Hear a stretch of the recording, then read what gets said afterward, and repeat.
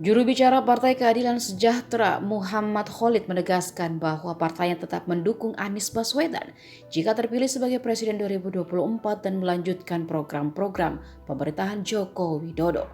Menurut dia, meski sebagai oposisi pemerintahan bukan berarti PKS anti Jokowi. Hal itu merespon adanya pandangan pengamat bahwa pencapresan Anies dinilai serba tanggung. Anies dinilai suarakan perubahan, tetapi Nasdem menghendaki Anies melanjutkan program Jokowi.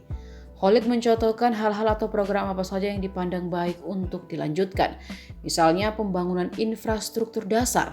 Bagus dilanjutkan karena untuk akselerasi pembangunan dan peningkatan kesejahteraan rakyat.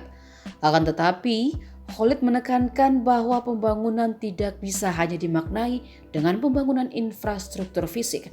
Oleh karena itu, ia melihat bahwa perubahan besar harus dilakukan dalam reformasi institusional. Selain itu, ia juga mengungkapkan bahwa platform perubahan yang dibawa bakal koalisi Nasdem Demokrat PKS juga menyangkut terkait agenda perlindungan sumber daya alam dan ekologis.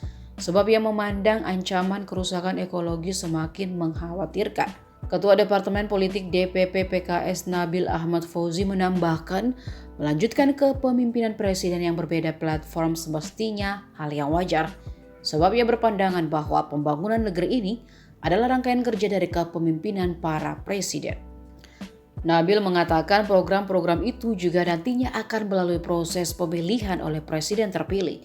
Artinya presiden terpilih akan menentukan mana program presiden sebelumnya yang akan dilanjutkan dan mana yang perlu dievaluasi ulang.